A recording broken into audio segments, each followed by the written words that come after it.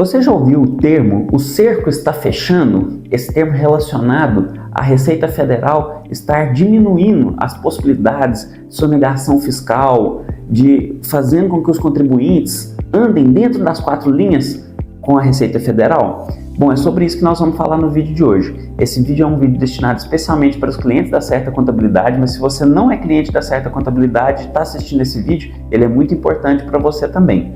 Nós estamos em tempo de imposto de renda. Agora, de abril a maio, ao fim de maio de cada ano, é o tempo da gente fazer a declaração de imposto de renda de pessoa física. E todo contribuinte, todo mundo que faz a declaração de imposto de renda, fica muito apegado, basicamente, a 2 coisas. Quanto que eu vou ter de imposto a pagar ou a restituir? E o que nós vamos falar nesse vídeo é uma coisa muito maior e muito mais importante. A tecnologia é um agente transformador de todos os relacionamentos, da maneira como a gente se relaciona com outras pessoas, como as empresas se relacionam, e também a Receita Federal usa e abusa da tecnologia para fazer o trabalho dela, que é fiscalizar as pessoas físicas e jurídicas com o pagamento de seus impostos. Então nós vamos falar um pouquinho de imposto de renda, declaração de imposto de renda, mas é também trazendo uma conscientização sobre como você, contribuinte, precisa entender o dia a dia do seu negócio, da sua pessoa física. Bom, então vamos começar aqui falando sobre evolução patrimonial na pessoa física, que vocês vão entender dentro desse contexto já onde que eu quero chegar. O que é evolução patrimonial de uma pessoa física? Vamos supor que o Breno é a pessoa física em questão aqui, e nós estamos fazendo a declaração de imposto de renda do Breno. Então o Breno, em 2023, em 31/12 de 2023, ele tinha um veículo no valor de R$100 mil. No ano de 2024, ele vendeu esse veículo e comprou um veículo de R$200 mil, sendo que em 31/12 de 2024, o Breno tinha esse veículo aqui de R$200 mil quitado. Ou seja, o patrimônio do Breno, que era de R$100 mil em carros, passou para R$200 mil em carros. Ele teve uma evolução de patrimônio de R$100 mil em carro. Essa evolução de patrimônio, ela não se dá só em carro, Ela pode acontecer também, por exemplo, em saldo bancário. Eu tinha, por exemplo, em 31/12 de 2023, R$50 mil na minha conta bancária. Eu terminei 2024 com R$70 mil. Então, eu tive R$20 mil de evolução patrimonial em saldo bancário. Por que eu estou trazendo esse contexto inicial para você? Eu tenho R$100 mil de evolução em carro, eu tenho R$20 mil de evolução em banco, e aí a Receita Federal vai perguntar assim para o contribuinte na declaração de imposto de renda: de onde vem esse dinheiro? Como que você ganha dinheiro para poder pagar essa evolução patrimonial? A declaração de imposto de renda, ela se trata disso, muito mais disso do que de quanto vai ser o imposto a pagar ou restituir. Então vamos entender de onde vem esse dinheiro, como a gente justifica o dinheiro para a evolução patrimonial? Bom, a gente tem basicamente 2 formas principais. Existem diversas formas de receita, que podem vir de aluguéis, receita rural, pode vir de outros ganhos da pessoa física, mas nós vamos tratar aqui de 2 casos principais, sendo que o segundo é o que eu quero dar profundidade aqui nesse vídeo com vocês. Então, o primeiro caso: como que eu posso justificar o patrimônio que eu constituí? Eu posso ser um funcionário seletista, registrado como CLT dentro de uma empresa. Então a empresa paga o salário para mim, mensalmente ela informa através do E-Social, que é uma declaração que nós contadores fazemos. Então a empresa informa através do E-Social o salário que ela me paga. Então vamos supor que o Breno tem um bom salário, o Breno tem um salário de R$20 mil por mês.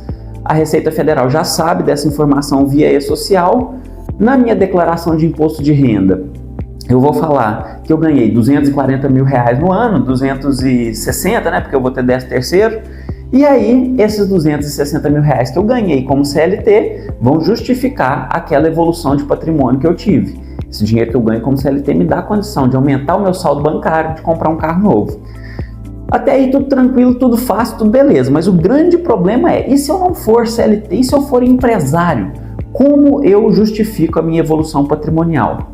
Aí nesse caso, pessoal, é através da distribuição de lucros. A empresa, ela tem 2 formas de remunerar um sócio. Uma é o Prolabore, que é um nome até mais comum, mais conhecido. O Prolabore, tecnicamente falando, é um salário definido junto com a contabilidade sobre o qual vão incidir os encargos, né, de INSS e imposto de renda se houver. Então, basicamente, o Prolabore é o salário sobre o qual a gente recolhe INSS.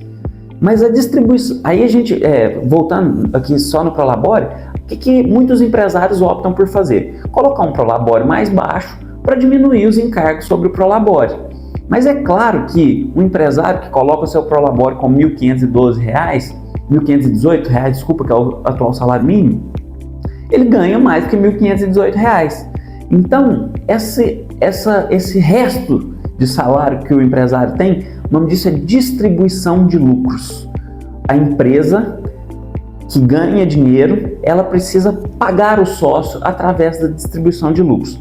Uma coisa muito importante da gente entender: quem é CLT, quem recebe o salário via CLT, esse dinheiro, esses R$ 20 mil, eu falo que eles estão na veia da pessoa física, porque a empresa para a qual eu presto serviço, para a qual eu trabalho, ela vai me pagar e eu, como pessoa física, já vou receber esse dinheiro na veia. Na empresa é um pouquinho diferente, porque vamos supor que eu seja um prestador de serviços.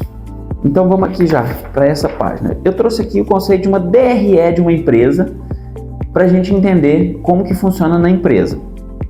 Vamos supor que eu sou um prestador de serviços. A DRE é a demonstração do resultado do exercício. Quem ganha o dinheiro não é a pessoa física, é a empresa. Eu presto o serviço, tiro uma nota fiscal em nome da pessoa jurídica. Então vamos supor que minha pessoa jurídica faturou R$ 50 mil no mês. Ela pagou os impostos, eu estou estimando aqui um imposto próximo de 10%, ela teve outros custos, ela teve outras despesas, então sobrou um lucro para essa empresa na casa de R$ 20 mil. Então, se sobram para a empresa R$ 20 mil, eu preciso fazer um PIX da empresa para a pessoa física no valor de R$ 20 mil, para que no fim do ano eu tenha feito aí 12 PIX e fale: Receita Federal, a minha empresa me deu R$ 240 mil no ano, por isso meu patrimônio cresceu. O grande problema é que a maioria das vezes o empresário confunde os patrimônios da pessoa física com o da pessoa jurídica. Ele vê o dinheiro na conta da pessoa jurídica e ele fala assim: esse dinheiro é meu, a minha empresa é minha. E ele começa a gastar o dinheiro da empresa com coisas pessoais, começa a fazer uma compra no supermercado, com combustível, com outras coisas. E aí, nesse caso, ele, na hora de fazer o PIX dele, empresa, para ele, pessoa física, vocês concordam que esse R$ 20 mil vai ser menos? Porque ele já gastou parte desse dinheiro fazendo coisas, confundindo os patrimônios. Então ele faz um PIX só de R$ 5 mil. Ele cometeu dois erros. Ele distribuiu um lucro menor do que deveria e ele confundiu os patrimônios. E aí, se ele faz o PIX só de R$ 5 mil, por exemplo, vai chegar no fim dos 12 meses, ele vai ter distribuído só R$ 60 mil de lucro para ele. E R$ 60 mil de lucro não justifica a evolução do patrimônio que a gente mostrou no exemplo, que aqui a gente está falando de R$ 100 mil de um carro, mais R$ 20 mil de saldo bancário, ele teria que ter R$ 120 mil de distribuições de lucros. Então, pessoal, como eu falei lá no início do vídeo, a Receita Federal ela está fechando o cerco, ela está apertando o contribuinte para que cada vez mais ele passe as informações de forma clara, rápida, em tempo que a Receita possa fazer essa fiscalização. Para as distribuições de lucros, então, a Receita Federal impôs uma mudança muito significativa recentemente, que é uma nova obrigação acessória, né? O que nós contadores enviamos de informação para a Receita Federal, que é a EFD-REINF, onde nós, dentro da EFD-REINF, devemos informar de forma mensal qual que é a distribuição de lucros do nosso cliente. Bom, não basta que a gente faça a obrigação acessória, a gente precisa receber informação também. Então, o cliente ele precisa entender esse contexto, ele precisa entender como que apura o lucro efetivo da empresa dele, que a distribuição de lucros, ela só é distribuição de lucros através de um PIX mesmo, né, de uma transferência entre a conta jurídica para a pessoa física, e que esse valor que é transferido mensalmente é ele que vai subsidiar o crescimento do patrimônio. Se eu faço 20 mil de PIX por mês, eu ganho 240 mil no ano, meu patrimônio tem que ter evoluído dentro desses 240 mil. Do contrário, eu estou em falta, em erro com a Receita Federal. Então, nós estamos aqui fazendo esse vídeo para explicar, conscientizar e falar para você, cliente. Nós temos que trabalhar juntos. Nós somos parceiros para o seu bem. Aqui não é acerta impondo, não é acerta pedindo nada para o cliente. É só acerta informando e tentando sair aqui na frente com o nosso cliente para a gente fazer um ótimo trabalho em parceria. Muito obrigado pela sua atenção, você que acompanhou, assistiu esse vídeo, entendeu as informações. Qualquer dúvida, só me chamar, estou à disposição para ajudar. Estou gravando esse vídeo aqui na sexta-feira, um ótimo fim de semana para você que está assistindo esse vídeo hoje. Uma ótima semana, ótimos dias para quem está assistindo esse vídeo em outro momento. Grande abraço, Breno da Certa Contabilidade.